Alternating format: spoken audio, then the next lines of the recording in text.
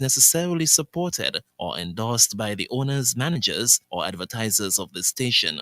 While we encourage all to share their opinions, we do not support any comments that may slander, discriminate, or otherwise offend anyone, and we insist that you refrain from any such statements. Fellow citizens, near and far, join NewRish Nital on Sugar Soda 90.3 for Fear No Favor.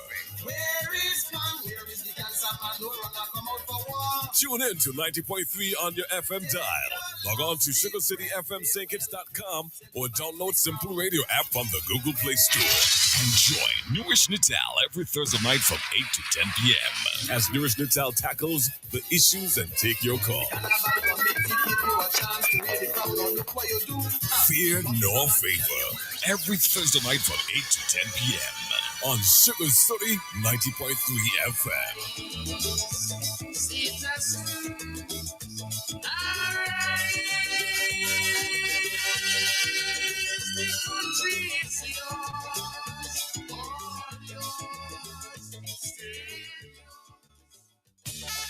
Fellow citizens, near and far, join NewRish Nital on Sugar Soda 90.3 for Fear No Favor.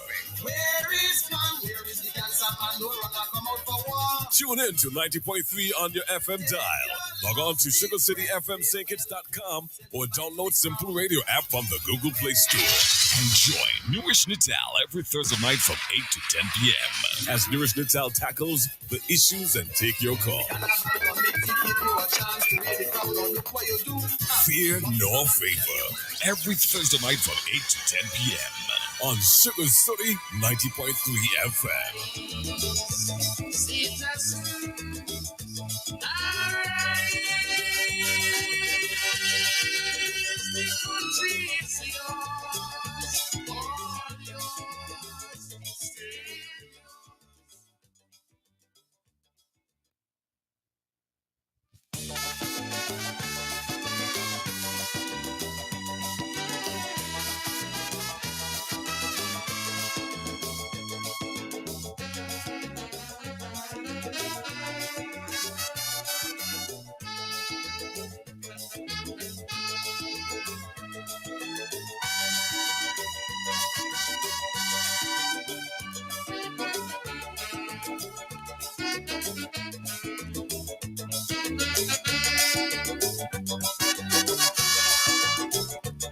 Would you stand up and see your country dying and never lend a help? Good evening and welcome to Fear No Favor. Tonight we're going to look at a few issues and I'm hoping that it can be a bit interactive. You can call 466-0903 and be a part of our national discourse. So persons in the Federation and those wherever in the world you may be, feel free to message me. You can call 466-0903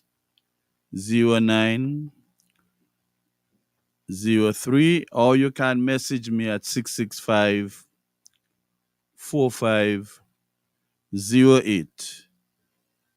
and we'll have a discussion on several issues. Now, the storm would have passed and created some challenges, a bit of destruction in certain areas, and we had interruption of water and electricity supply. Now, I would have expected that the amount of vegetative debris that was generated somehow could have been facilitated by putting persons on the ground, whether solid waste or whoever needed to be contracted to assist persons in clearing those debris. I think almost every single yard would have generated some debris to varying degrees. Now, our dump trucks, they do not collect vegetative debris. And as such, you'll have to find some other means of having them removed from the vicinity of your compound or on your compound. And I think that that should be given priority. One, it could give physical clearance. Two, it can remove the psychological impact that would have had on some persons, especially those who might have had some backyard crops or plants, fruit trees, and having those things lingering around for days could well impact adversely the psychological health of those who would have experienced such things. So I hope the authorities them would be listening and try to get some means of picking up those debris and taking them to the landfill. Unless it could become problematic, people might dispose of them in the guts. Next thing, some of them might revive and start growing where we would not want them to grow and create blockage for the smooth flow of water as gravitation supposed to take it down towards the seaside. So let us try to work on that as quickly as possible. I think compared to other places, we did not get hit to the extent that our country could be out of commission in terms of electricity and water to such an extent. But this is a wake up call. The electricity for some persons went for a period of time. Sometimes, in some cases, much more than people really anticipated they would have gone for. Water seemed to be a major issue still. It was an issue before, and it continues to be an issue. I think there's a misconception, however, that water is just sent to your home without difficulties.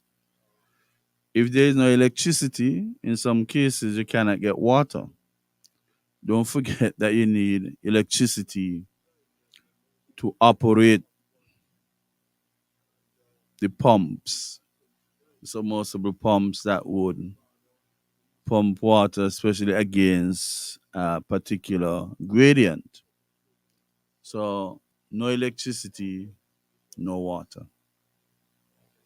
One thing of concern to me, several months ago, I heard general manager for Skelec indicated that we were just about breaking even.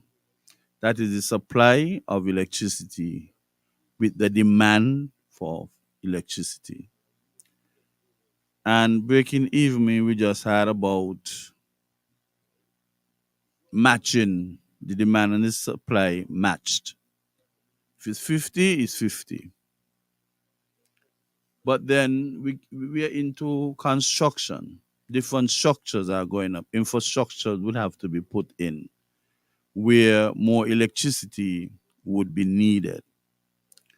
I don't think that we have increased the supply of electricity in any way substantial for quite a long period of time. Quite a long period of time. The water problem, yes, we are digging wells. We are hoping that a decision would be made as to whether or not more wells would come into operation. I understand the equipment, they're still there. Nothing is being done. Apparently, no contract is being signed to have more wells explored for. We have to be thinking ahead. We have to. There, there was a well in Keon, and usually when a well is found, the surrounding area, the parameters, within a prescribed parameter, you would have what you call a well field, where other wells could be constructed. I don't know what is the case of that one in Keon. And we have to start doing things way in advance. Signs are there. We don't have to wait until a good portion of our people is adversely impacted for us to scrabble to get that solution. Yes, we are in the process of constructing some desalination plants. Those plants, of course, would need electricity. So, whatever simultaneously would be done to accommodate electricity supply so that those desalination plants can assist in the production of water. We have to ensure that it is not pulling from the grid that we already have, that is just supplying barely sufficient to persons on a daily basis. We cannot afford to go over into that avenue. We have to start thinking seriously about our electricity supply. It is the intention, the plan of the government to put down some 600 homes per year. And if you just put it over a 4-year period, that'll be 2,400 homes. Each one would need a supply of electricity. Each one would need water supply. So the demand for both electricity and water would go up. Maybe it is a divine intervention that those homes have not come into being as yet. But someday they will be coming on stream. We must increase the electricity supply simultaneously as we are increasing the water supply from desalination plants. And yes, they do use quite a lot of electricity. So if there is no electricity, the water supply would be impacted considerably. Some people usually will make noise and say no water there, no electricity there. But most of the time, if no electricity there, the water supply would be heavily impacted, more so in some areas than the others. So let us hope we get it right. Let us get some trucks and different stuff, mode of transportation to remove whatever debris was generated from the passage of that recent storm. Now, school, we have about 16 more days, 17 more days on vacation for the school children. They should be going back out, I think, is the 2nd of September. Some parents would have let their children took over a month, 2 months of vacation without taking up a book. And that is ridiculous. Totally ridiculous. Then they go back to school. They need WD-40 to take off all the rust they would have gathered for that period of time. But not only that, many of those students had extremely poor reports, very, very poor in some cases. Sometimes you see a 9%, 11%, 13%, 20%. People, the children are not, on average, the children are not performing in schools. Something has to be wrong. First, we can look at the student themselves, the home, the parents, and of course, the teachers, and then the system. Some students are not driven to learn because they have everything they want. You can't even give them an incentive to perform. They already have everything that they want. And I think that is where the issue is in many cases. People will make sacrifices, empty their bank accounts to buy gadgets for the children. Some children sit and engage themselves with those gadgets for extended hours, plenty of hours. Sometimes they don't even want to take a break to get something to eat. They are becoming addicted to those gadgets. There is no timetable. There's no schedule for them to use the gadgets, the devices. So they just go, and sometimes 9 straight hours, 5 straight hours. Of course, inevitable bathroom breaks, even those are suspended for like a whole half an hour, 3/4 an hour, and then straight back to the gadgets and the devices. We cannot continue like this. We ought not to continue like this in our homes. Unless it would have to be tough love. Either that you schedule your home so the children them can use the gadget for a prescribed period of time determined by you, of course, or you put them away. I would not recommend putting them away because it could psychologically impact the children. But we must rein them back in. We must have control over that. We cannot afford to let the children spiral out of control with respect to the use of gadgets and other devices.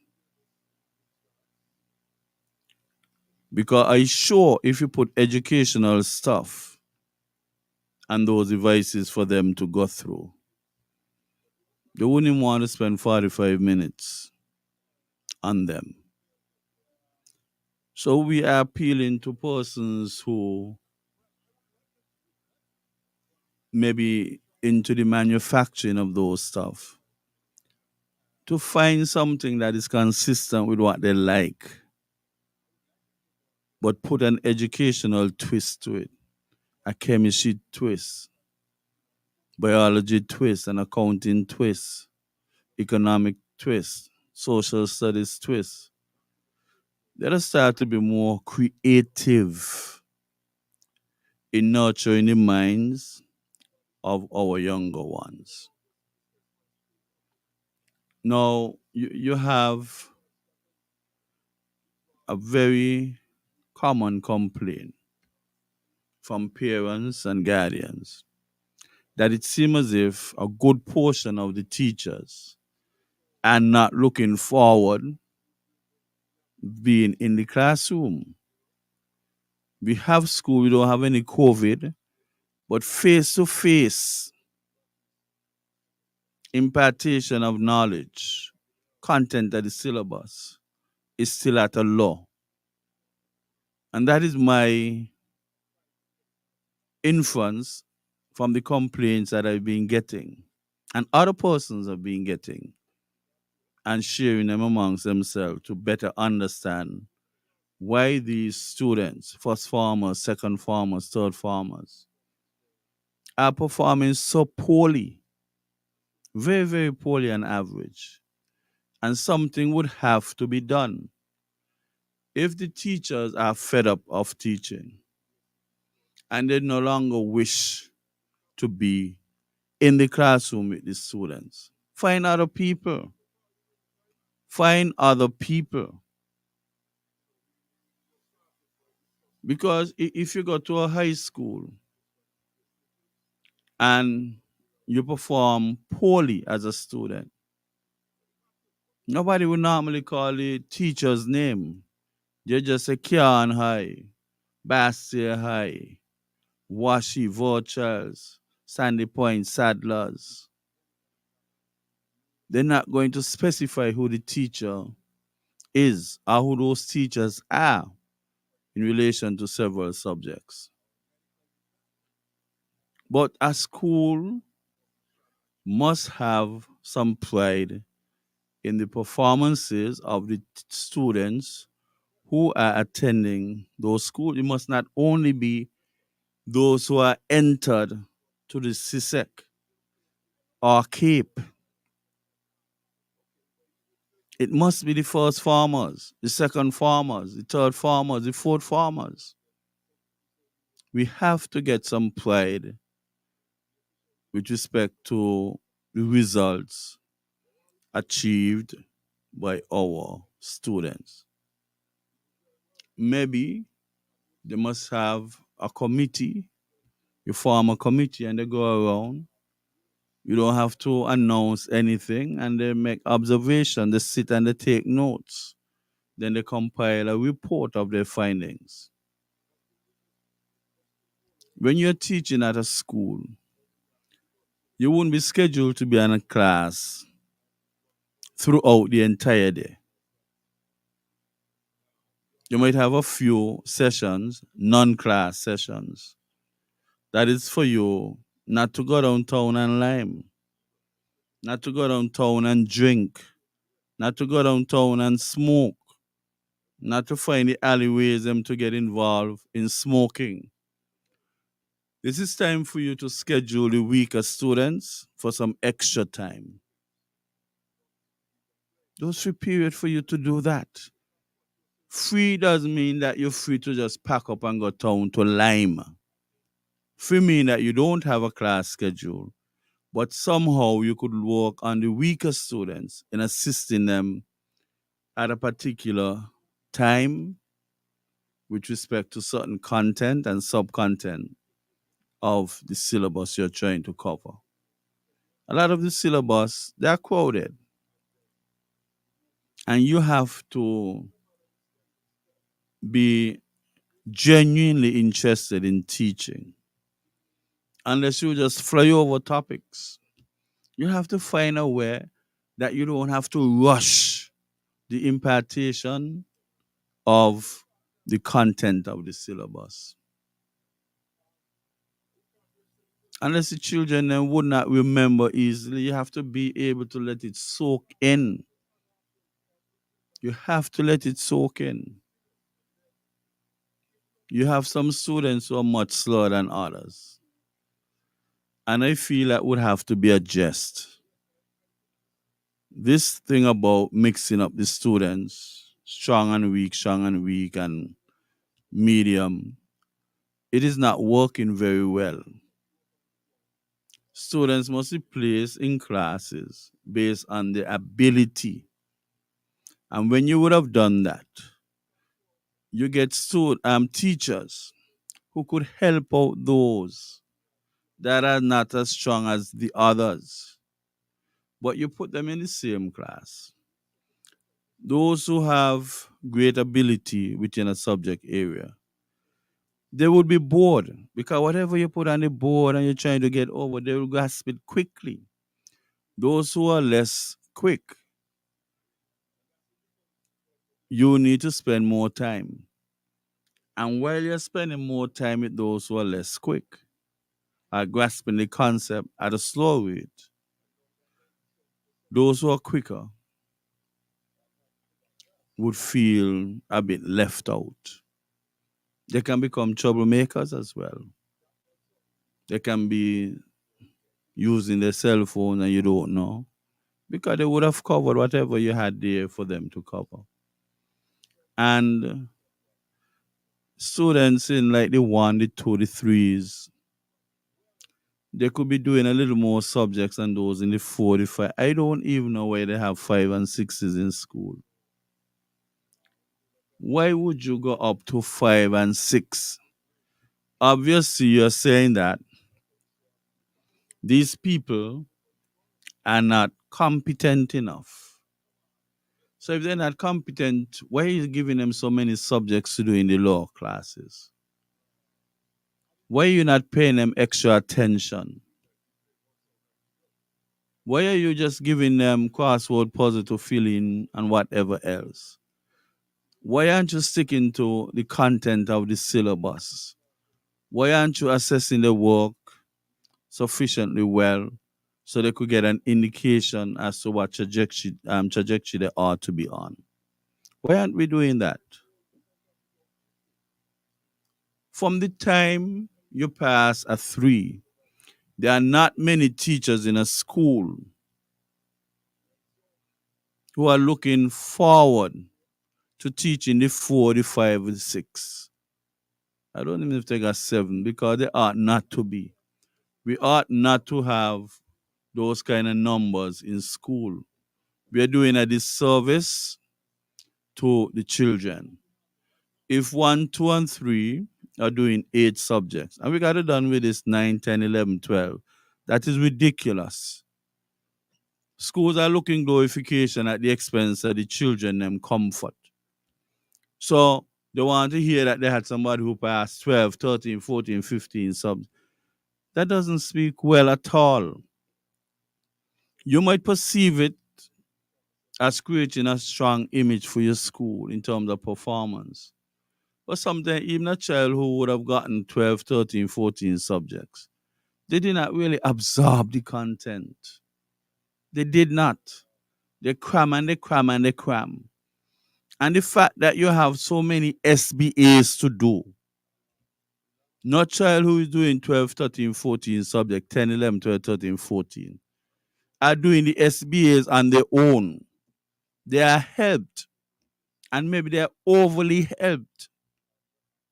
So even if they come up with several ones and everything with those 14, 15 subjects, they have problems applying what they learn. Maybe just over some of them might even forget all that they learn. Or the majority of what they would have learned. We pressuring the students them to cram. Children must get a firm understanding of what they are doing. And I don't believe any child in school should be doing more than 8 subjects. No child. They are cramming. And they are investing in persons who are going to come and do the entire SBA project for those children. Sometimes a child can do one SBA on his or her own. Somebody else work, they're handing up. And if they had to get down to the nitty gritty and come right into it, a lot of them could be guilty of plagiarism, handing up somebody else's work as theirs. And all that coming from the system. If the system cannot realize that one child cannot be doing so many SBAs and still gathering the content, have sufficient time to absorb the content, to study for the paper too. And as much as people believe that multiple choice, you just pick one. Multiple choice is a little more difficult because multiple choice would cover many more topics and subtopics. With a paper too, you could choose, well, boy, I can prepare myself for 8 out of the 10. Take my chances. Study 8 out of 10, put 100% into each, and then I'll put a little 50% into the next two. But sometimes the one that you put the 50% in would be at the nucleus of your exam. So you can't say leave it out. Just put in 100% in 8 out of 10 or 6 out of 8. Well, we're talking about topics. So 8 out of 10. You have to be mindful that no examiner would be calling you to tell you the precise questions that are on the exams. And that is why we have an increased situations where some people throughout the region, they are trying to put their hands on the exam paper before the scheduled time for the exam. It is happening a bit often. It is happening often enough for us to realize that the system is impacting these people negatively. Some people in some countries even commit suicide after they would not have done as well as the family and support unit would have expected of them. We're putting the children under too much pressure.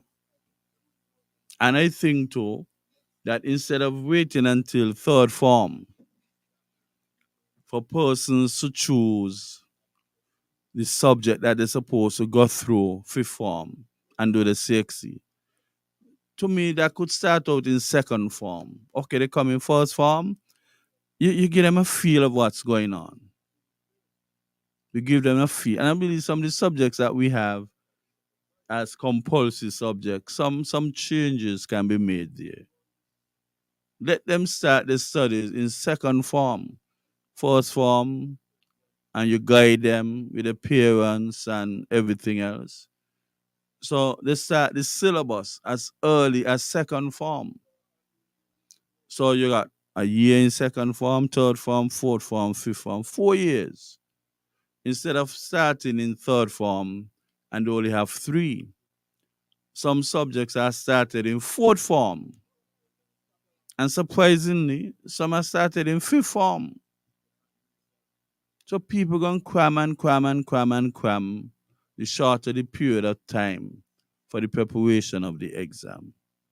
Some people are naturally intelligent. Others would have to put in the work. The eventuality is that you pass, I pass. Nobody wants to know whether I put in 50 hours and you only put in 10. They don't go down to those descriptions. But the system has to change. And that is why some persons don't even want to hire those persons with so many subjects. They feel like they don't have any life. And it's just a matter of time before they encounter difficulties when you send them out on jobs. They didn't get much time to enjoy themselves. Imagine you got 4 or 5 SBAs Joe. And as much as I could understand the concept of the SBA, I am not in favor of SBAs. I believe that every single mark, you should get it inside of the exam room. But you got some people who went to UWI too. They're going to the exams with marks, and then they walk around with a chest high, high, high, as if they did such an excellent job. You went in with marks. You could have gotten help from so many different persons. We have places like London and things. You got in with 0 marks. You got to get all your marks in the exam room.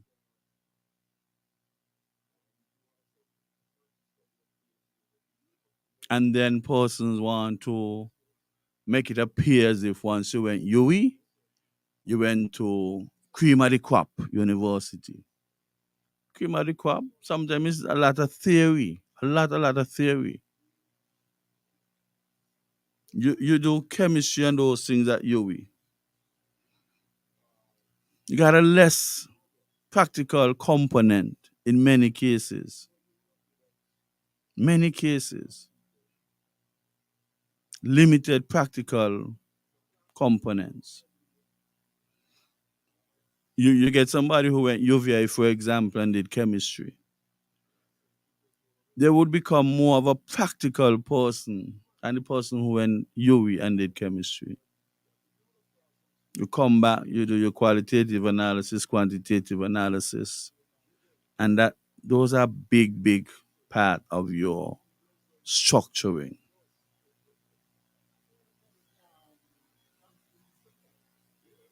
And those persons who want to walk around with their chest high, they need to deflate them a bit, tell people the truth, let them know how you accomplish your degree.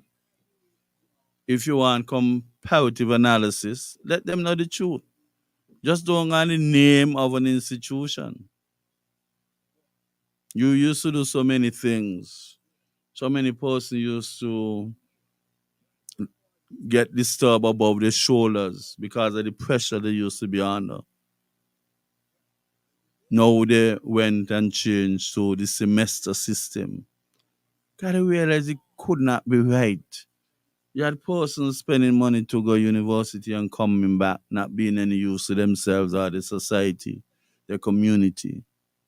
Took a toll on them. So we're back to the high schools where the children them on average are not performing. They are not performing. You have persons pulling out calculators to add two and two. You could imagine that. You have persons who finish high school and do not know the timetable. I teach from grade 3 to university level. And I'm inside of my thing with a little pressure for them to learn the timetable. It's not difficult. It's not difficult. And sometimes at the high school, they try to encourage that instead of using a calculator. So you find that the high school children, they're not permitted to use calculators until they're in third form. And that in itself, even though there are some good associated with it, you still have to look at the fact that some people finish fifth form and cannot use the calculator. There are a lot of keys and functions on the calculator that persons cannot use because they started using the calculator after 2/5 of the high school years would have gone by. You got second form, you use the third form, fourth form, fifth form. So 3/5 of the time you're trying to use it. You got people in sixth form can't use a calculator either. And it is a handy tool based on type of math that you will be doing. Just mix it. It goes to the experience of the teacher. There will be time when you do not let them use the calculator. But another time you must establish that they become proficient at using the calculator. They have to. The multiple choices you cannot use calculators. So they have to work out a way how can we work out these multiple choices that came from the syllabus, the content of the syllabus? How best can we teach students to work out multiple choices without a calculator? People want a calculator to work out 5 and 5, 2 and 7. From the time you introduce integers, negative, positive numbers, 0, they start to doubt themselves. 7 and 13, 20. 8 and 12, 20. 6 and 7, 13. And they're going merrily along, they're going nicely along. But from the time they tell them that numbers below 0 are negative and those above are positive, from the time you introduce that, and then you ask them the same 8 and 12, they no longer know. They're no longer confident that they can work it out. They pull the calculators. And it's okay, pull the calculator. But that's the same calculator you will not be permitted to use for paper one, that is the multiple choice paper. So you have to dig. Let the children them do less subjects that they could find the time that they need to invest in the preparation. And giving them any time to prepare. So they're cramming. They can't even explain a concept.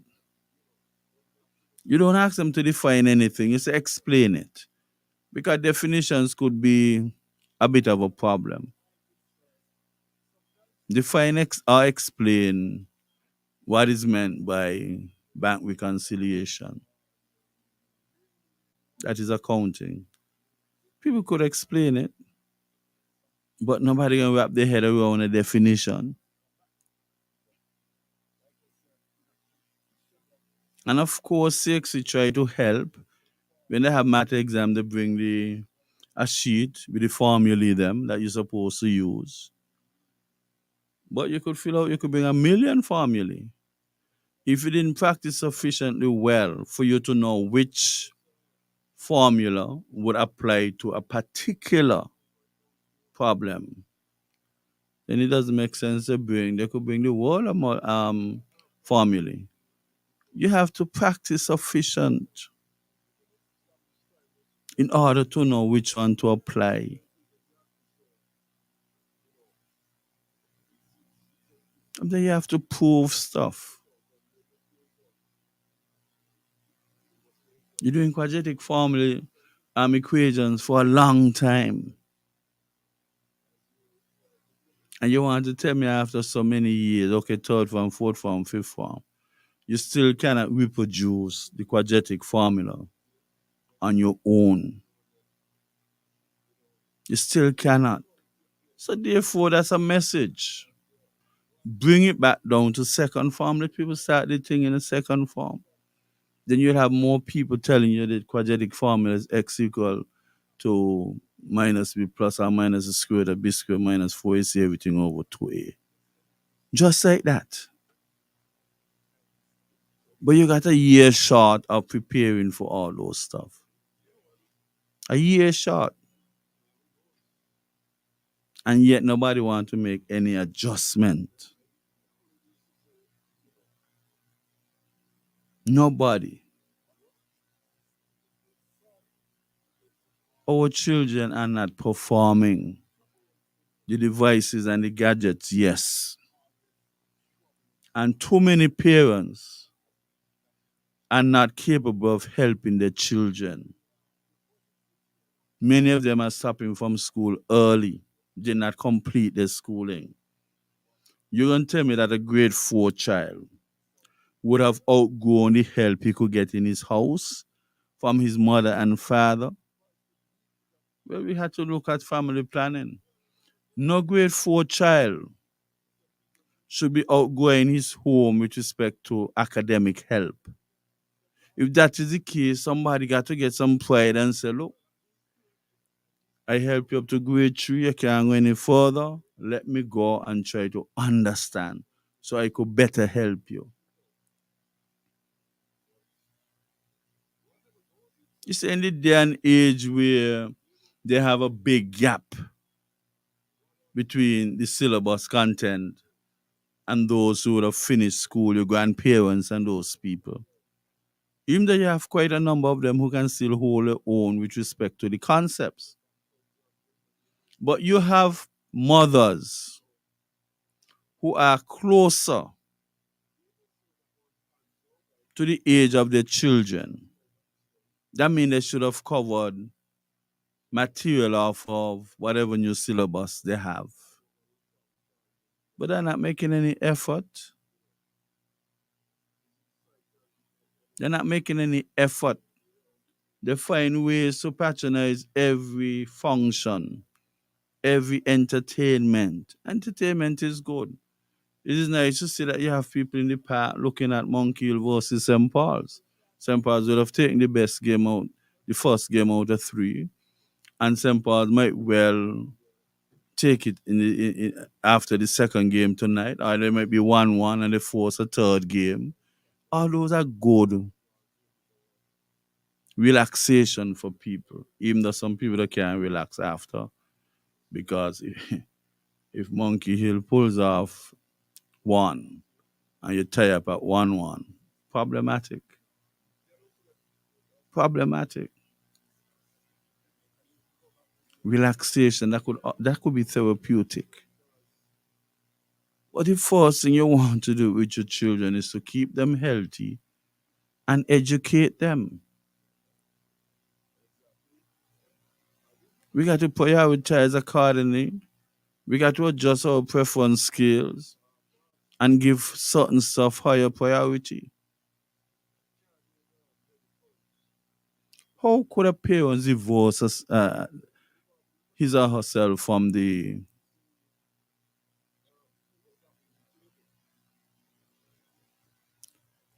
how can you divorce yourself from the education of your children?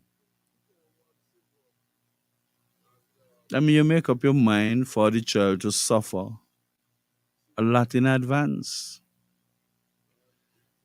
And we also have to understand, some of us feel that politicians can always provide the answers. And that is why they have so many falling outs. That is why you have so many falling outs. Because you support the government or one party, you support they get into power, but then they only have 10 jobs for 25 persons. So 15 persons would not be able to get that job. Politicians might look at it and say, look, we got about 26 votes from that family. That one over there really get 11. And it's all about re-electability. So therefore, let us get a one there with the larger family, more votes. And that is true in a sense. But if you teach people that they should ensure that their children become as qualified as they practically can, they will outdo those who are not as qualified as them.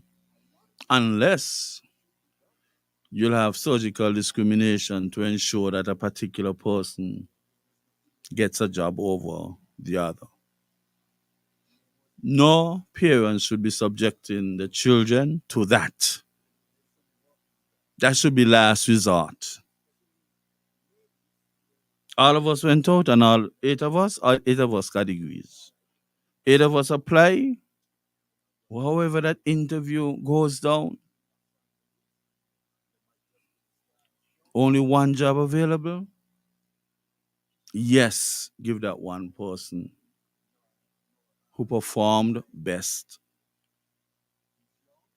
in the interview, because you don't have everything a level playing field for everything else. And we have to done with this deception.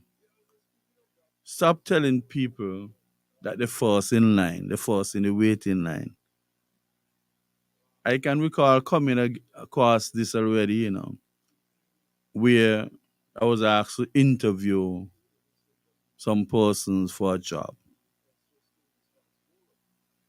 I believe it was about close to 30 people. And I am supposed to tell, because they don't make up their mind who they're giving the job to. But yet you have me interviewing the other 29. I find that as using somebody. You can't tell me who supposed. You don't make up your mind who you're going to give the job. And you have me interviewing persons still. And you have me telling each one that the next in line for the first opportunity that presents itself. No, that is idiosyncratic. That is being hypocritical. I think when I reached about 12, 13,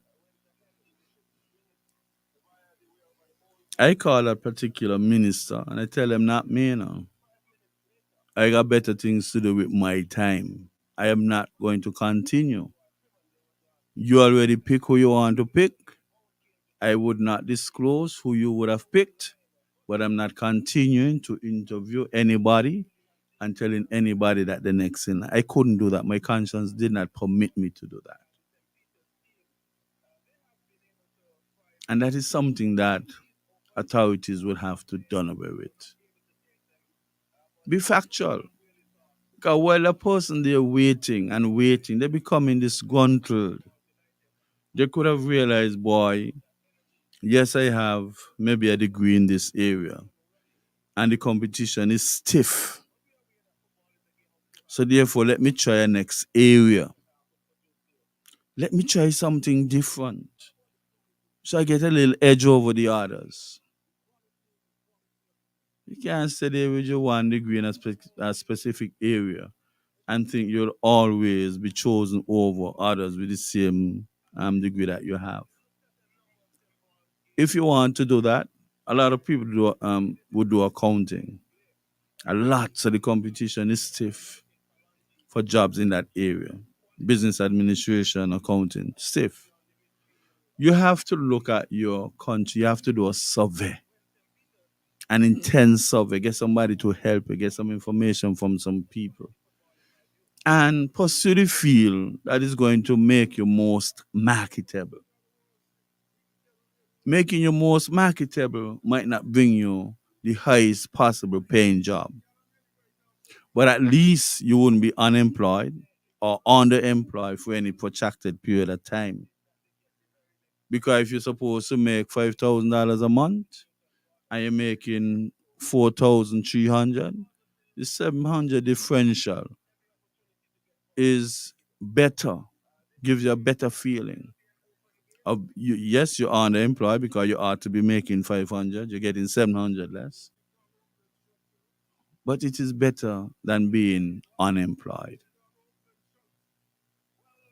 Sometimes you have to shift. Sometimes you have to shift. You did invest in a particular area. Just about a week ago, I had a meeting with two parents trying to offer some guidance to somebody who is undecided with respect to a career.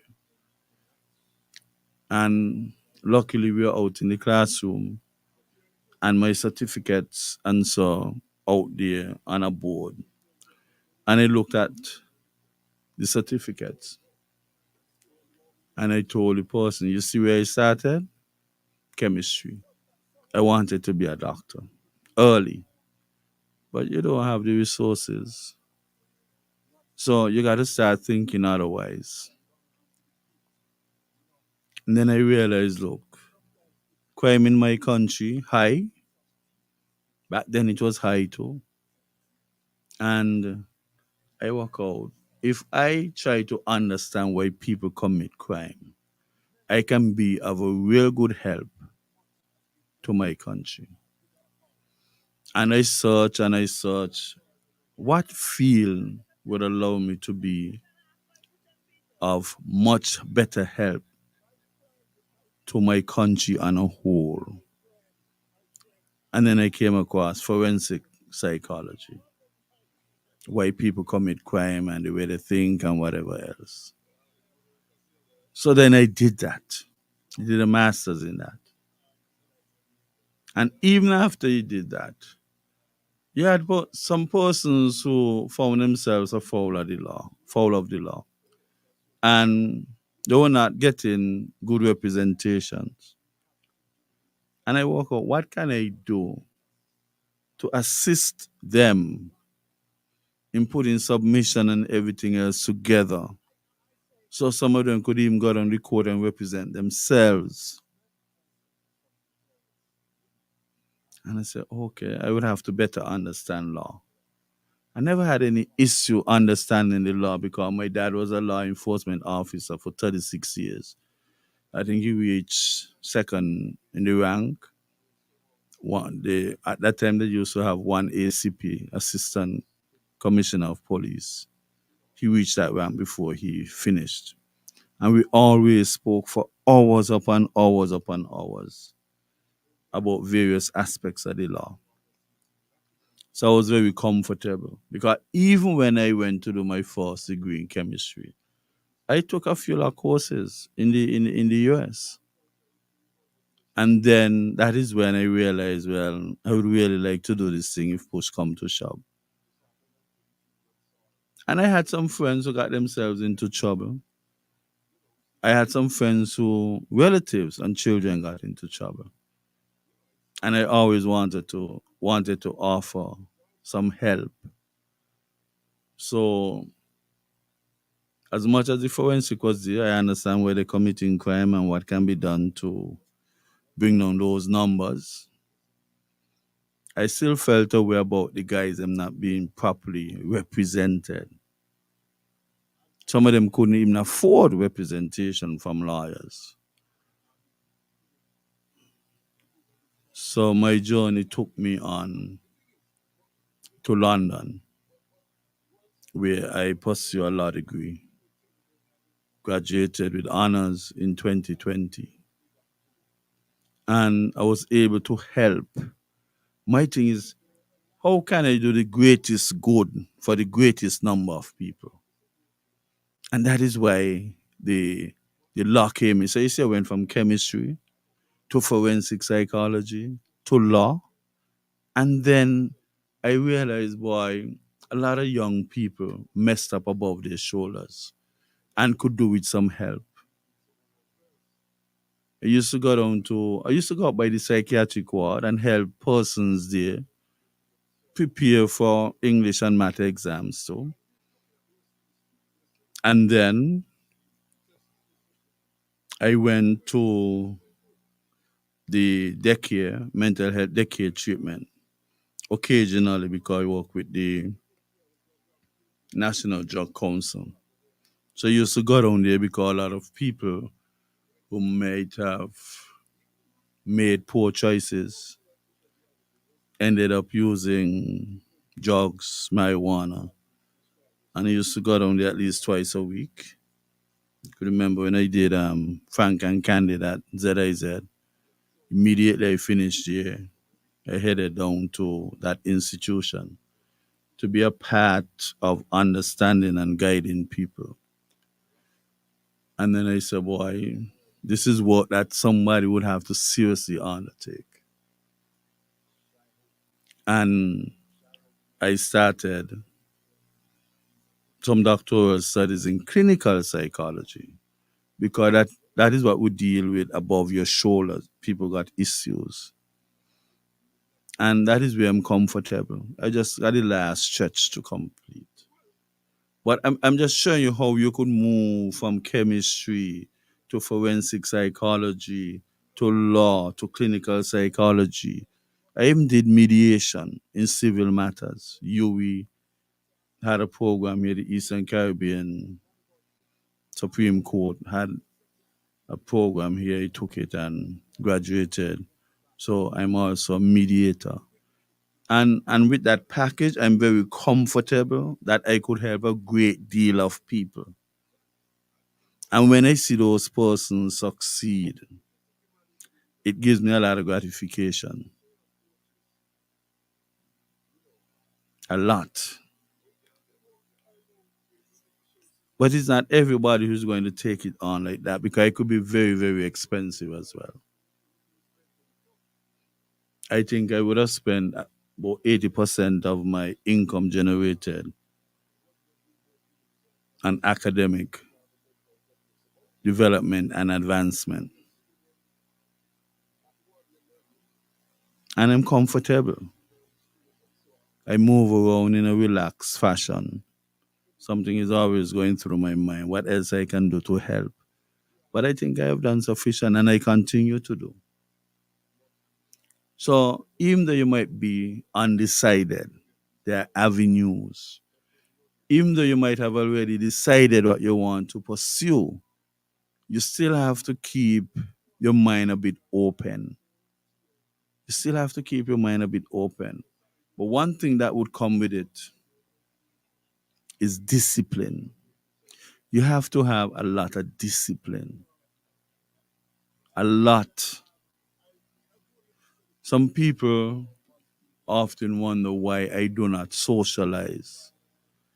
And it just came from the way I disciplined myself throughout the years. Why? I try to go to sleep as early as possible and get back up 2 o'clock. Initially, I used to use an alarm clock to wake me up. Then I've been doing it for so many years. So many years that I would basically get up plus or minus a half an hour on 2 o'clock. So between 1:30 and 2:30. And you have to have discipline. Some people cannot put in sufficient hours to study. As much as you see them with the games, putting in 9 hours, it's problematic for them to take up the academic books, notes, skill, equipment, and put in some work.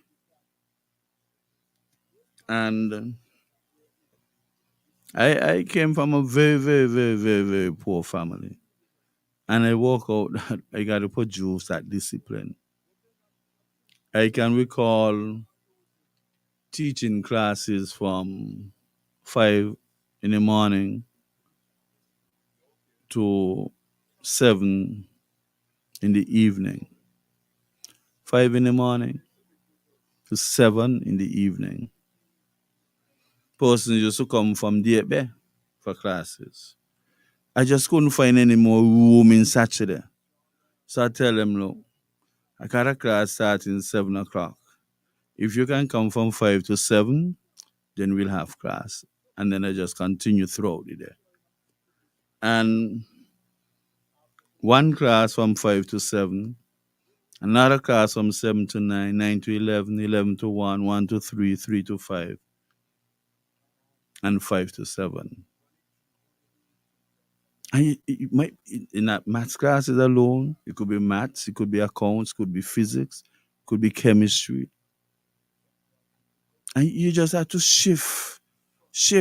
You just finish a chemistry class teaching people to balance chemical equations, what to look for. And then you go from that into an accounts class.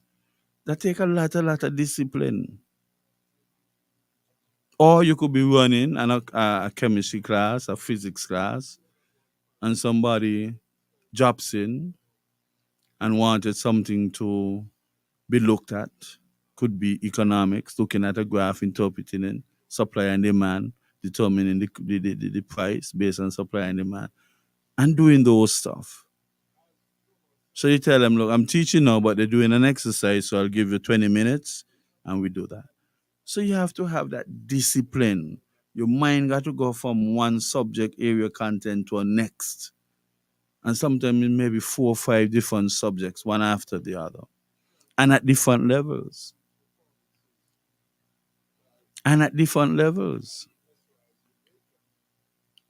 Because you might finish a CSEC chemistry class. And then you're upping it now to CAPE chemistry class. You might be doing electronic configuration. You're looking for the electronic configuration of sodium. At the CSEC level is 281 because sodium has 11 electrons in the outermost shell. But you don't write the electronic configuration for sodium like that when you're teaching the advanced level. You know, got to break down that and place the electron into S and P orbitals. S and P orbitals. So the whole different ball game. And I think I would have done my parents proud. I lost the two of them in 2013, back to back. And some of them I regret them not being around to witness my contribution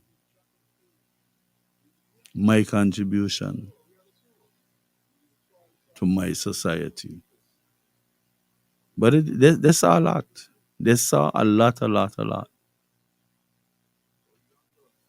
I've been teaching for almost a lifetime, even while I was still in fifth form.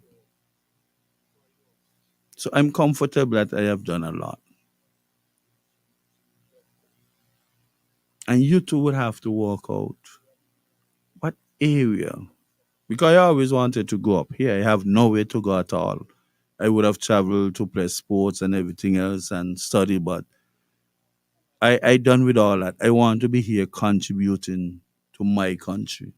I don't have anywhere else to go.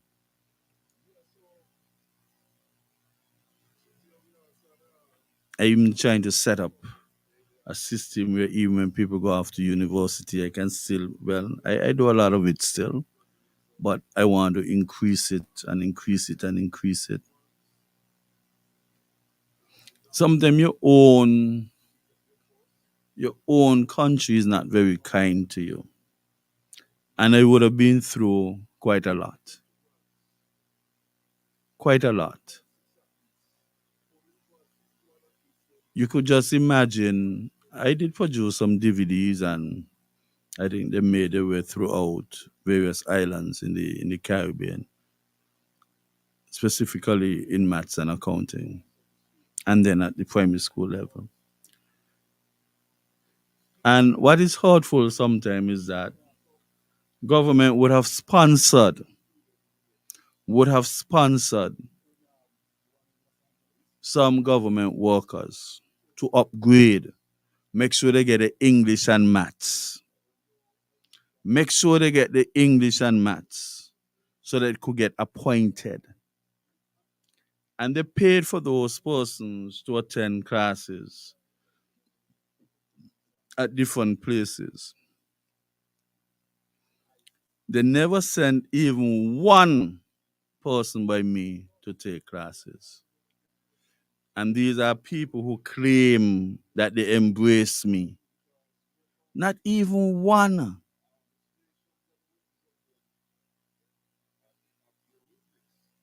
And they cannot say that, well, they were doing it for English mostly. My pass rate for English is above 98%.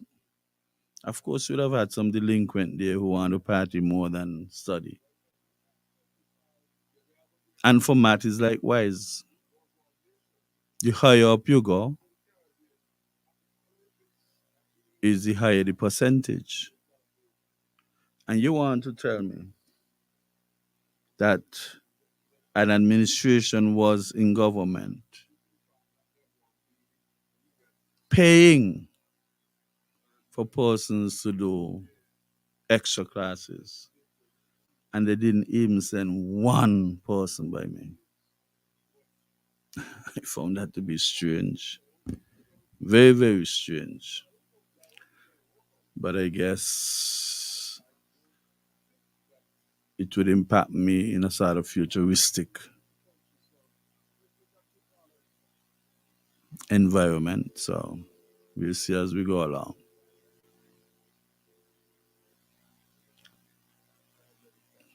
Put your energy into your children. Politicians would ought not always be your savior. It's not everybody who born in St. Kitts Nevis would be able to make it in St. Kitts Nevis for many reasons.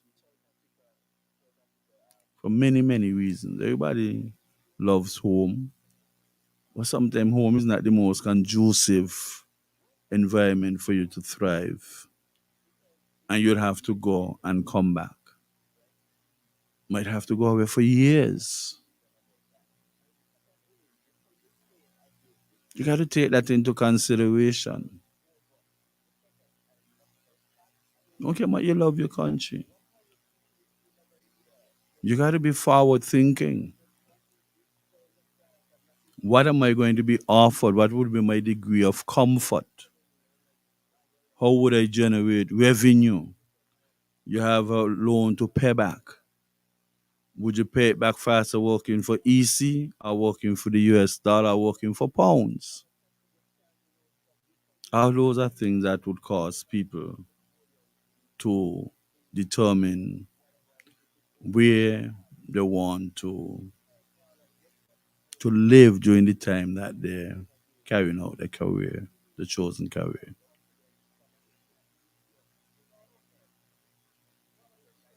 So stop sitting back and leave it per chance. Let your children get into the habit of studying for long hours. Nourish them. Make sure they can withstand the pressures when they're going towards a particular goal. We have to. And as I was saying before, when I got up 5 o'clock in the morning to teach until 7, it called for a lot of concentration. And not only that, when I finish at 7, I refresh myself, eat something, shower, and back into my studies and study like from 8:30 until 6 o'clock in the morning. Because then it would have been a Sunday morning after that Saturday. So you have to, that level of concentration doesn't just drop out the sky. You have to have a purpose and you have to work towards it. You must know how much you can take because there'll be a point in time when you experience diminishing returns. Meaning, look, it took me an hour to understand that page, but now it's taking me 3 hours to understand the same page. So you start to get diminishing returns. And if you're reading words, you're doing maybe some law, you're studying law. But you don't put in a few hours, you might not want to continue reading words. So you jump into maybe an economics book where you have a lot of graphs and interpretation and comparative analysis of different businesses, cost accounting, financial accounting. So that is now a combination of words and numbers. And then when you finish with that, you jump straight into numbers alone. You do some calculus, some derivatives, some integration, some mechanics, some statistics. So you have to plan your study duration where the brain get a chance to see different subject content. And you have to compartmentalize. You have to compartmentalize. Some of us study the same place, every single subject. You have to help your brain. Sometimes it's not that we forget, we just cannot get it out the memory bank. It's not that you forgot. It's in there. What done in there, done in there. What can trigger you to get it out? What can be inducive enough to get it back out? And I could tell you, when I did my law degree, I had to do them in fours. Some people might do two, one, three, and then eventually they get the accumulated amount. I did mine in fours. And London was so tough that you do 4 units and you fail one, you have to do over all four. That is the time when London was really tough. And that is why a lot of persons don't go to London either. Every mark you get, you got to get it in the classroom, in the examination room. You have to get them. So and you had a lot of cases and things to study with each unit of law that you did. And I used to study 4 different areas: my bedroom,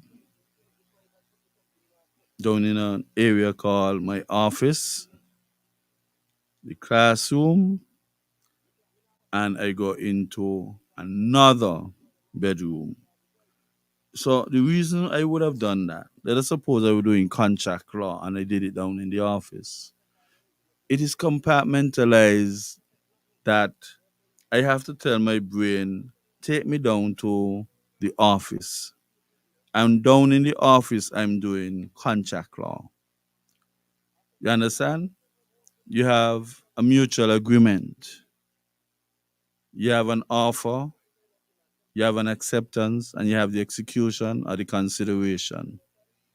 So I know I did that down in my office. Might do criminal law up in my bedroom. Criminal law. And you do land law, equity and trust, family law. You just have to tell your brain, look, take me in the bedroom, and then everything about criminal law would just come there, come right back there. Once you come compartmentalize, you can sit down by one table, one place, and do all that study. Doesn't make sense. You're not helping. You gotta massage. You gotta massage your memory. Unless it just would not work. You become frustrated easily. Very, very frustrated.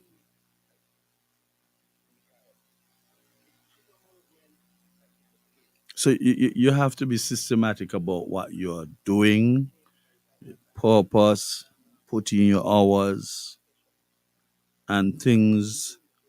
If it doesn't work out 100%, it will be more than 80% worked out for you. Put in the work with your children, invest in your children. They got something called return on capital employed. How much would you generate as a result of putting in monies?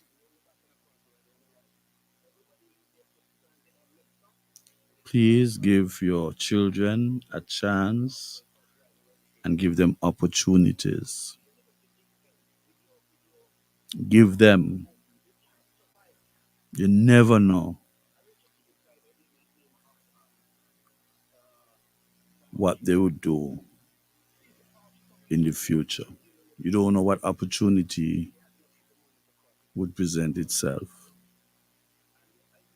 Never get weary of helping your children. You bring them here. If you had life a bit difficult, your child or your children must have life less difficult.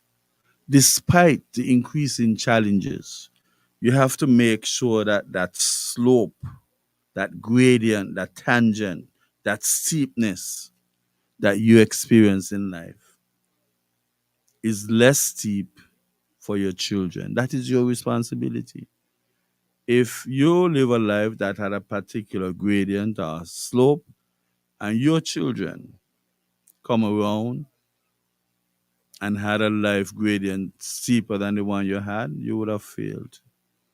Barring extreme circumstances, you would have to consider yourself a failure.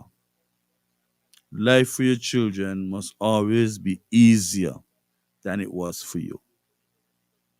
And they're talking about fathers and mothers. Fathers and mothers. You don't always have something to eat. But if you have a purpose in life, sometimes the thirst and the hunger gonna drown. It ain't gonna be on your mind forever. Time you go home for lunch and you just take off your shirt because you don't want to get wet down. And you wait until you have about 15 more minutes for school and you walk on school. Everybody assume you're coming from lunch. You ain't coming from lunch, you're coming off of your lunch hour. But there was no lunch. Everybody don't have to know your story.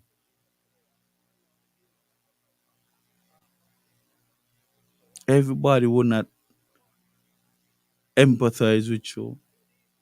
Some people will see you as ambitious, overly ambitious, whatever, but you know your goals in life.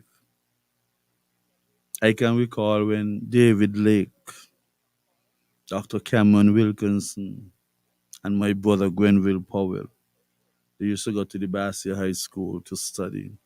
Nightly, they would put in a few hours and then take a break. They would travel up Victoria Road, across Taylor's Range going west, and then up the road there, going up from the roundabout at the top of College Street, going towards Monkey Hill. They used to have an area called the siding, where the canes them used to just come, tractors bring them, put them on the ground, and the engine carts there, and the loader would load them onto or into the trucks them, and then the engine would pull away the trucks to the factory. Those guys used to go there and pull some cane and eat plenty cane. They have this story that one time they ate so much that they couldn't even walk. They had to steady and they belch it down until they were able to maneuver the rest back down to the school to continue the studies. Come home 2, 3, 4, 5 in the morning. That is hard work. But you can look at them now. You know where David Lake is working. He was once in charge of floor. He worked at the bottling company as a chemical engineer. And of course, Dr. Wilkinson's story, the public secret. And my brother is into computers. And he would have come here many times to set up many computer systems for both private and government institutions.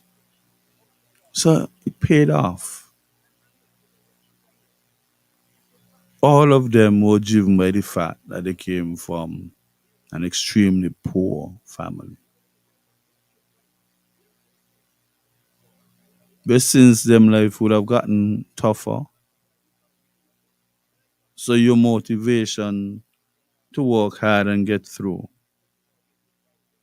should be heightened.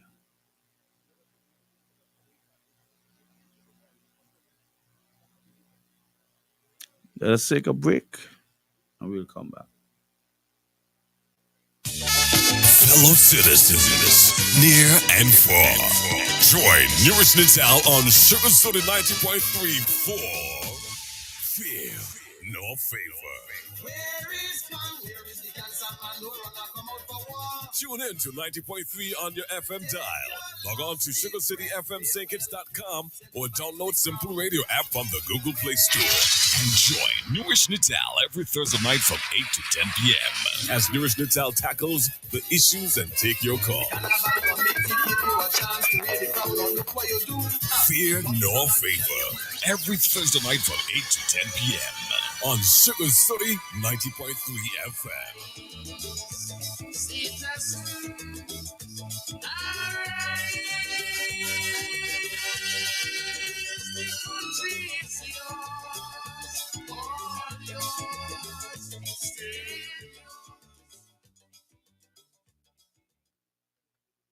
Welcome back to Fear and Our Favor. I just want to touch on the politics a bit. My intention is never to get too engulfed with our local politics anymore, but I just need to mention a few things.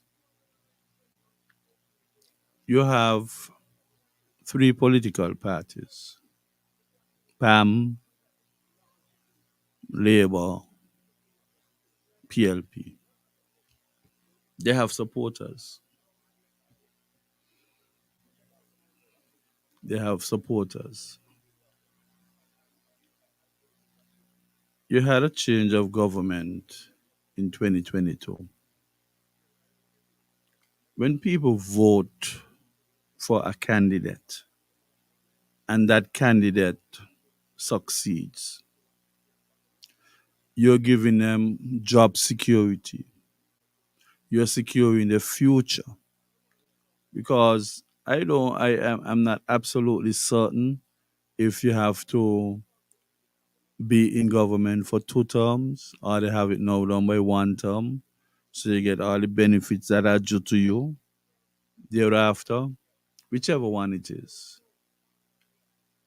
They get taken care of even upon the meeting office. The supporters will continue to be at the mercies of administration after administration after administration, when you would have already secured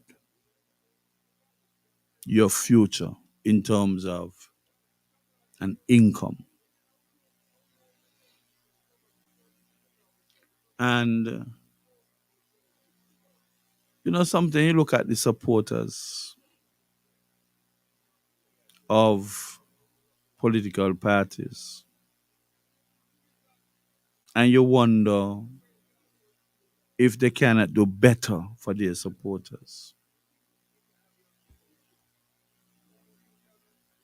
Some of us just behave in a way that you'll do anything to defend your candidate. Anything. They're out of power. They claim that they can't help you because they're not in a position to make decisions to give you and your family jobs.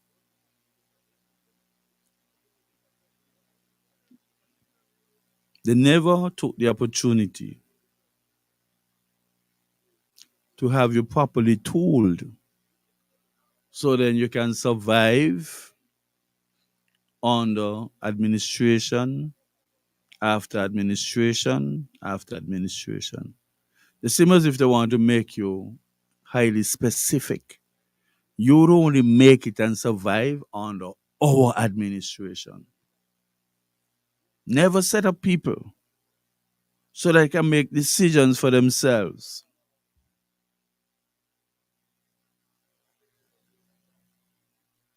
Put yourself in a position where you can survive under any administration. Or try as hard as possible.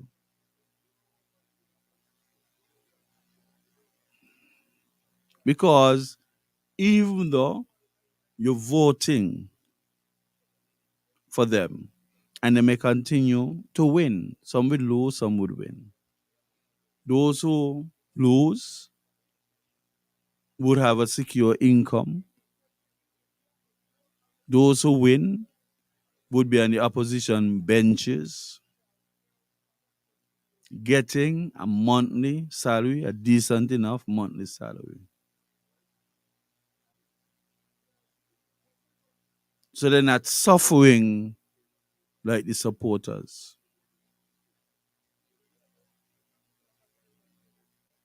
They would now engage some persons, pay them, compensate them. I can't even say give them an allowance, compensate them for pushing their agenda. Because some people ain't gonna do that for free. They might give you a discount, but you have to pay them on a regular basis. So they would have had a chosen few to do that for them and have them compensated. You know, you might still have your job, or you might be kicked out of a job, or you might still be job hunting. Because some of you did not really get a job even under the administration of the people, the candidates who you voted for. Occasionally they find a way to sweeten your hand for you to totally disregard the knockout. Politicians are very great at that. They know precisely, they have good timing. When do we sweeten their hand? A sweet hand seems as if it creates diabetes in your brain, so you can focus all that well. Your faculties would have been impaired as they sweeten your hand, because that is to take your mind off of what you're really supposed to be focusing on. What strikes me is that Pam has been up for many, many, many, many years. PLP would have been up for several years. Each party has a bank account. They have a financial statement. Once you're not trying to deceive the people, there is money sitting on bank accounts. Because remember during the election campaign, monies were collected, contributions from individuals, companies, business, and all that money was not used up during the campaign. So whatever reserve is somewhere,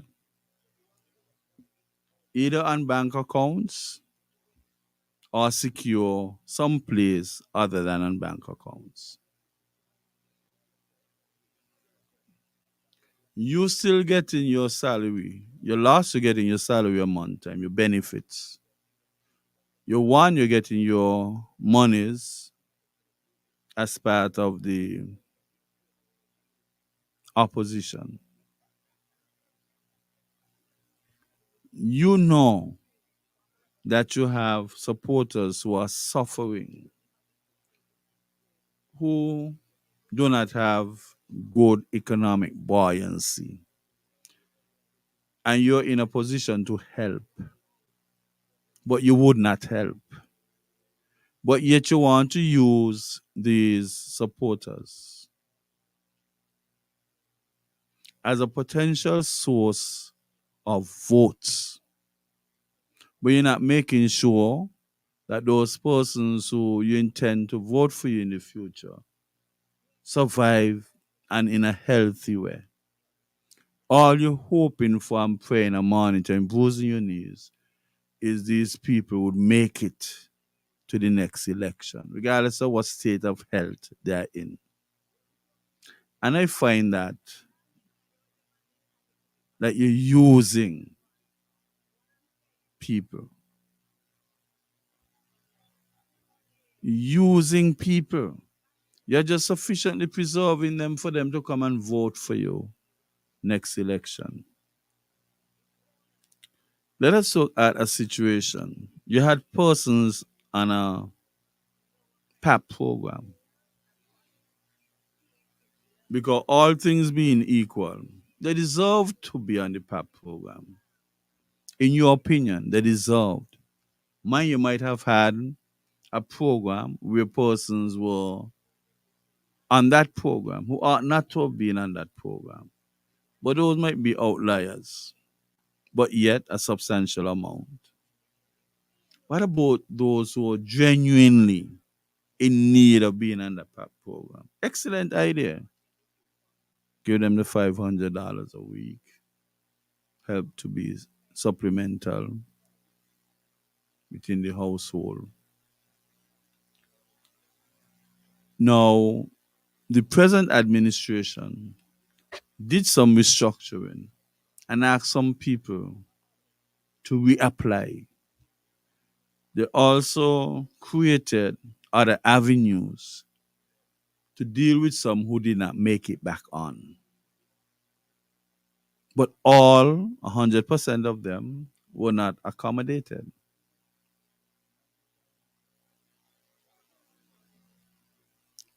Now, if you know for a fact that you had these 100 persons highly prioritized, it was inevitable that they be on the PAP program, that they be captured by the social netting. They were not reinstated for whatever reason, whatever new criteria, whatever, they were not reinstated. And you know, these people, they're strong supporters. 100 of them, just let us work with 100. So under the PAP program, it existed under PLP, CCM, and PAM.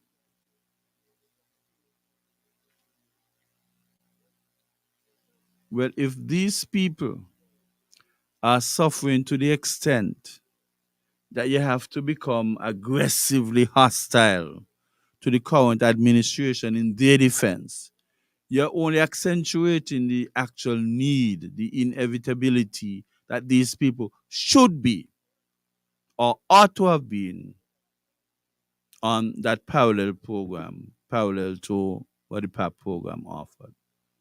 They're not there. You become aggressive. Everything you have, every opportunity you have, you remind the current administration that they need to get these people onto the program. Because these hundred people, they're really in need. Okay, they didn't make it on. You tried. Every opportunity, you're raising the alarm. Now, since they're not on, and you know for a fact that they're really in need to the extent that it is agitating,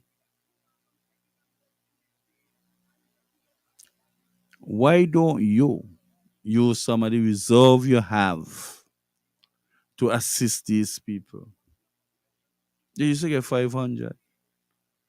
Why can't you give 100 of them even $250? Even $250 a month. We know that you have reserve. We know that a lot of money was there during the campaign. We know that we didn't use half of it. Why that money cannot be invested in an effort to make the lives of these supporters better? There's no excuse about I'm not in government. We know monies are wrong. Why can't you use some? Don't give them the full 500. Give them 250. Could go a very long way.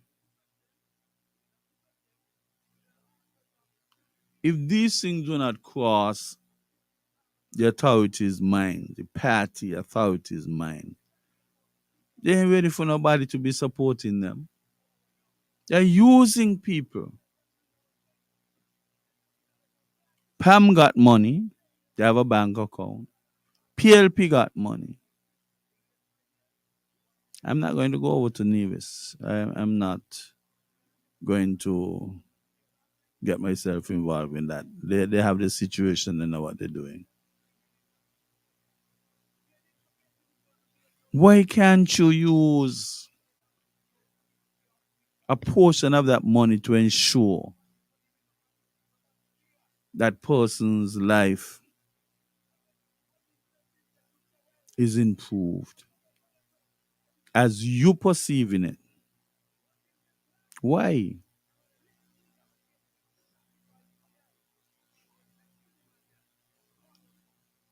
I feel that those parties can do better. And they don't have to wait 5 years to get back into government to start helping those ardent supporters. Funds are there. Millions are there.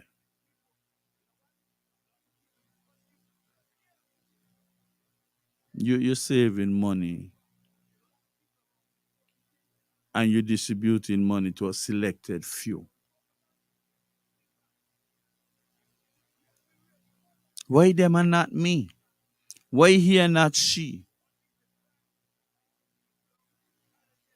So if you have a criteria and you enjoy your way of choosing who to give, you can't come in open arms asking people to vote for you. Same people who are suffering, they ain't got no energy to vote. And you're psychologically impacting these people in an adverse way. No consideration at all. Then we want to keep meeting after meeting, conference after conference. And we're not pulling out that bank book to help these people. These people rallied behind PAM, CCM, and PLP, rallied behind them, gave them a victory, a resounding victory in 2015, and even more resounding victory in 2020.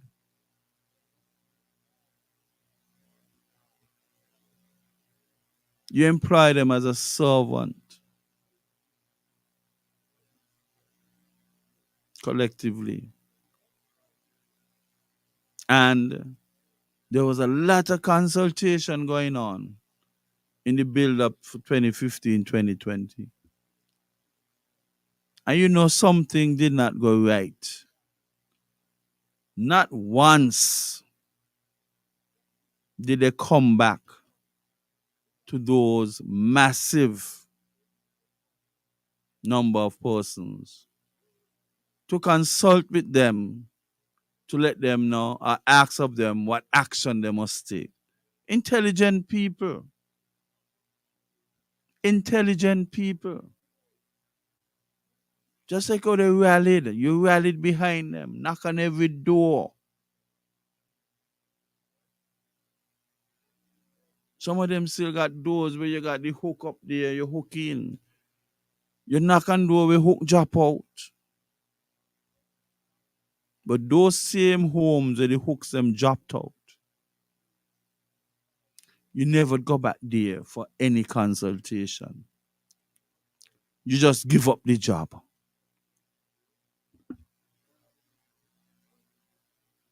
You gave up the job without any notice, without any justification. Now you come back to say, give me the job again. No. You walk off people's job and then you encounter difficulties down the road. It's not so easy for you to just say, give me back the job. Total disrespect. No apology given. I don't know if apologies exist. But I have not heard anybody who would have indicated that they were given an apology. But we're coming back full force to ask the same people to help us out again. Man, that like treating people like fool, man. No apology. You didn't have any consultation to let them know what move you make. And then to compound the matter, no apology. But you're hoping that you could get back their support. Man, it take more than that, man. To me, think it's people smarter than that, brighter than that. Everybody might not got 5, 10, 15, 20 O levels and degrees. Politics is local. And I believe people intelligent enough within that realm to know to say, well, you can't treat me like that and come back. And the funny thing is that neither CCM, PAM, nor PLP could make it on their own. Can't make it on their own. And it seems as if they would have had some irreconcilable differences. And all because insatiable egos. How that gonna change? They say time heal. Time is a mighty healer. But you can't erase history. How that is going to change? How? What plan you have? Yes, at times you got to deconstruct, to reconstruct, to construct what you want. Yes, at times it happens. But how could you convince people?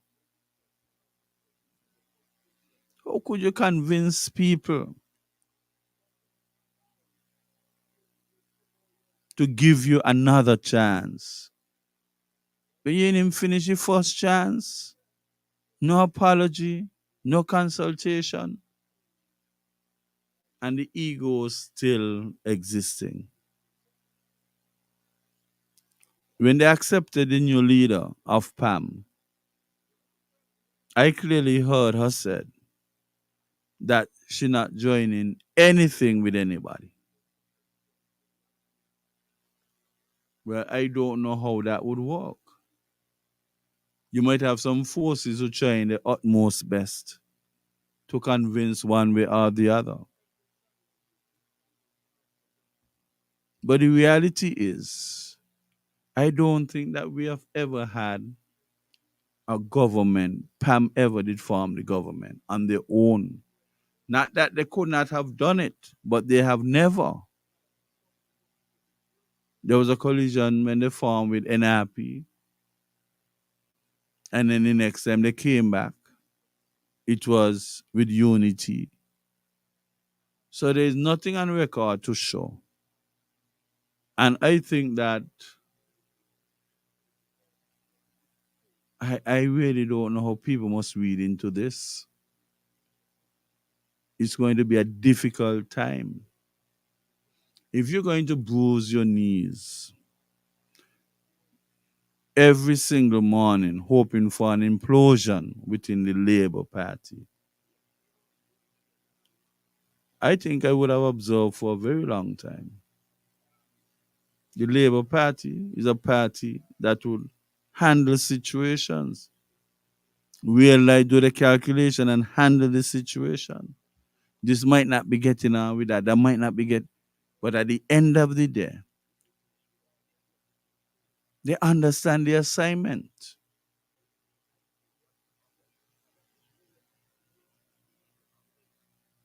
And I believe it is easier for the persons within the St. Kitts Nevis Labour Party to make amends and keep afloat from a political perspective than for PAM, PLP, and CCM. Or just forget about CCM, even NRP.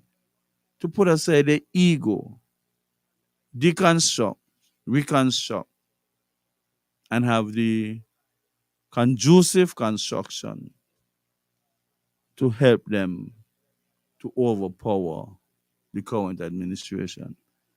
That ain't so easy. The main barrier is ego.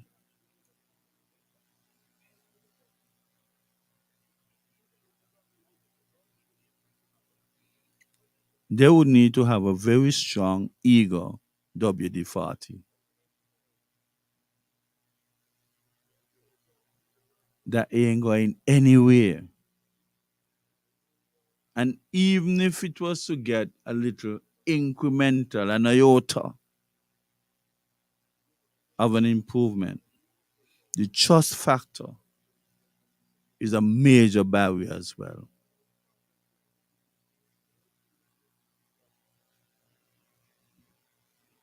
The lady indicated she not combining with anybody. And even if at the furthest extreme, last resort, she decided to, it would have to be her as the prime minister. But I don't know how that would go. I don't know how that would go. Because it's nowhere that Tim would allow something like that. It's nowhere. And with all that as perfect barrier, if you're not putting in people in all 8 constituencies to run, and there must be some compromising, how all that compromising would be done with all that ego at the center of it, at the nucleus of it? Can't happen. You run there and I wouldn't run there. I run Kwase, nobody for you. All that is a major decision, you know. Is that you're doing a chemistry titration and you have a 3-way titration. Usually you have an endpoint, acid base, whatever. But then you have a 3-way titration. That is difficult. Very difficult. And even if they succeed in deceiving the voters that this thing would work, and they form whatever, that can't last more than a week, ain't gonna happen. It cannot happen. I don't know who could convince otherwise. But that is tough. That is tough, tough, tough. Oil and water cannot mix. The oil is less dense and would always be on top. You could stir it until whenever. They'll never mix. The oil would always come out on top. I always used to say, and I continue to say, don't care how much you sweeten spoiled milk.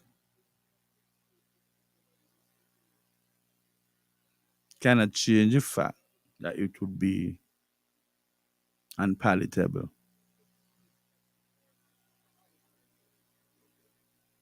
What we're hearing is not conducive to formulate any structure that could stand the test of any election.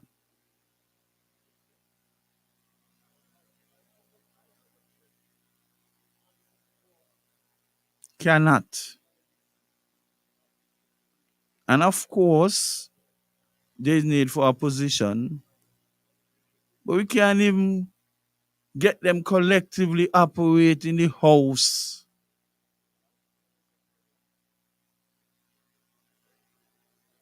If at this juncture you cannot operate in unison,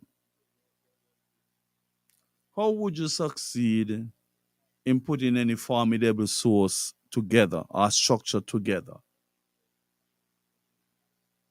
to oppose and have hope in the next upcoming election? How would you? Everybody going on different path.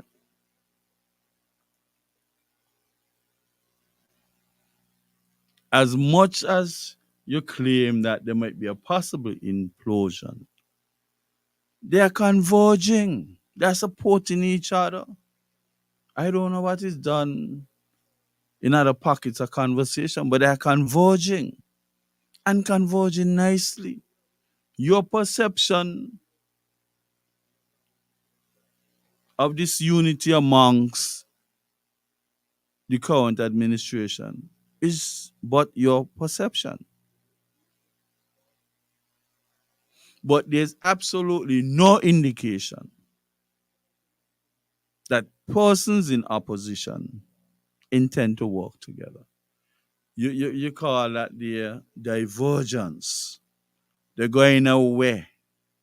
They're going the different ways.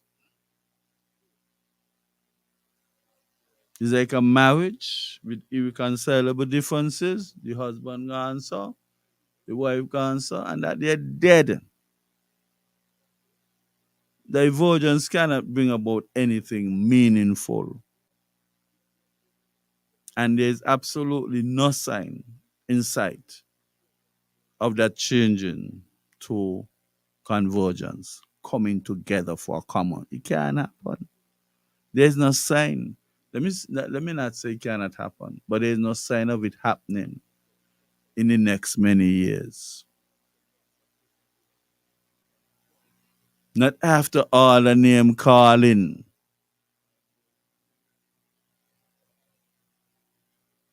Not after all of that. Not after that package that was on display.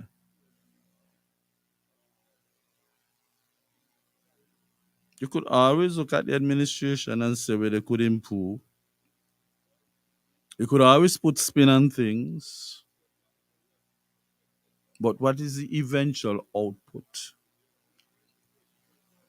Even if you're to get a reasonable output, how can you benefit from it? Even if by perception alone you could get a reasonable output, how can you benefit?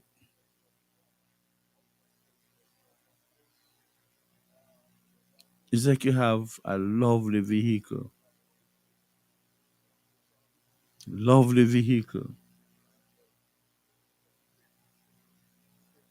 hundreds of gallons of gas, fuel, lovely, admirable, gas and a lovely vehicle. But boy, if no engine inside that vehicle, you ain't going a damn way. If no engine inside of that vehicle, it's not going anywhere.